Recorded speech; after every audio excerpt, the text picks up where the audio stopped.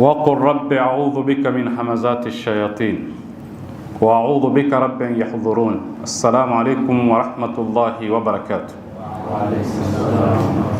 Moja katika malengo ya kuiangusha serikali ya Irani ni kuhakikisha kwamba Irani haiwi moja.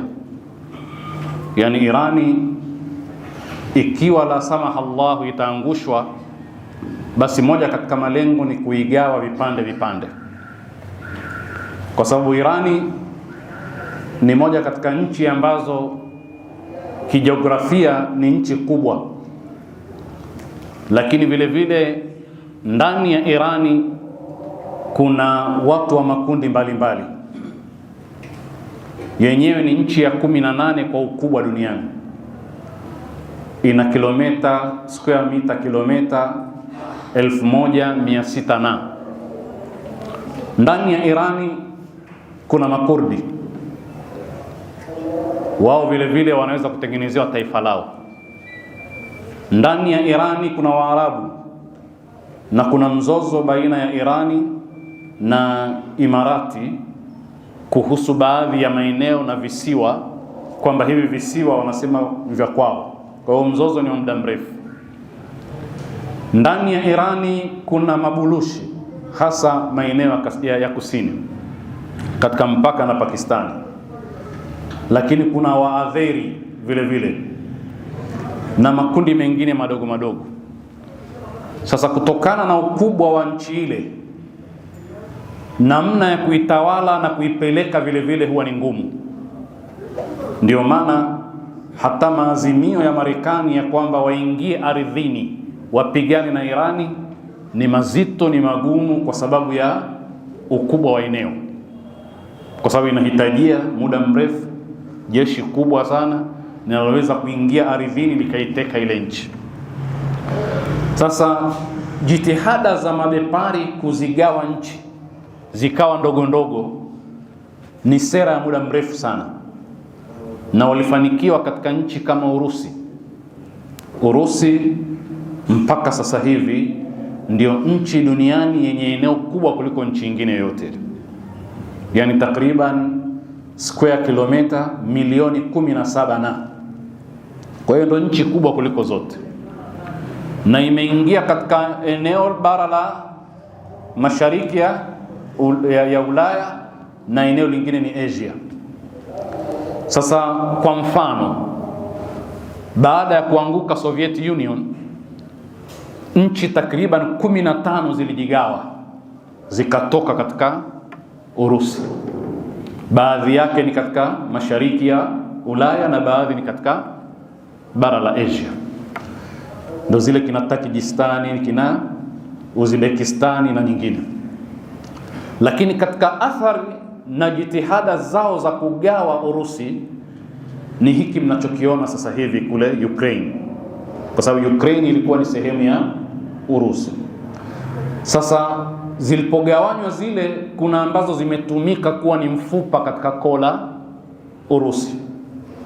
Watu wa NATO wakiongozwa na Marekani wanakuja wanaisapoti ili iwe dhidi ya Urusi. Na haya ndiyo yalofanyika Mashariki ya Kati, kugawa vinchi vikawa vidogo vidogo. Nataka niwapeni mfano tu kwamba katika nchi za Kiarabu kuna nchi kadha wa kadha ambazo Arusha hii ya kwetu mkoa ni kubwa zaidi ya mara moja kuliko nchi hizo. Yani unahitajia masaa kadhaa uzunguke nchi nzima kwa siku umemaliza, lakini nayo inaitwa ni nchi. Sasa wamezigawa hivyo, ikawa ni rahisi sana kuzidhibiti, na Irani kwa sababu ya ukubwa wake kuidhibiti ni ngumu. Lazima igawanywe Waarabu, Wabulushi, Wakurdi, Waadheri na wengine, kila mmoja apewe kifungu chake, alafu mmoja hutumika kupambana na mwingine, alafu wote inakuwa ndo yale, inakuwa rahisi sana kuwadhibiti. Kwa mfano, Kuwait ni nchi ambayo ina kilomita za mraba 17,000 na kidogo, 17,000 na kidogo. Alafu Qatar 11,500. na 500 na alafu Bahrain 765, alafu Imarati 83,600. Sasa Arusha ina ngapi? 37,000. Na yani hizi zote hizi zinaingia zaidi, nyingine zaidi ya mara moja kwa Arusha. Lakini ni nchi, yani ukienda mbio sana unavuka nchi unaingia nchi nyingine, maanake ni sehemu ndogo, lakini ina utawala wake, ina dini na lazima itafute kulindwa na Wamarekani. Na ndio Saddam akaichukua Kuwait mara moja tu, kwa sababu ni kasehemu kadogo tu.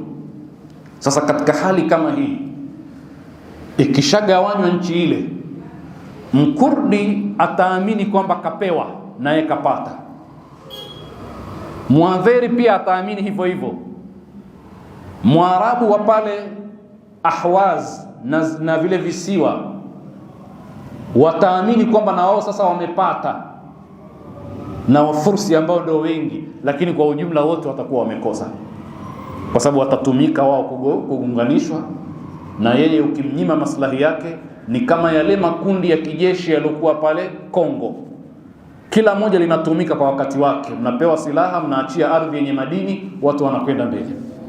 Na ndio maana dunia haitaki Kongo iwe moja, na itachelewa sana kuwa moja, kwa sababu Kongo ni tajiri na watu washaingia pale, na kila mmoja ni nchi moja, lakini si nchi moja, kwa sababu kila mmoja kashachukua upande wake, jeshi hili na upande wake.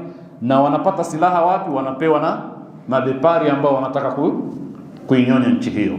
Wassalamu alaikum wa rahmatullahi wa barakatuh.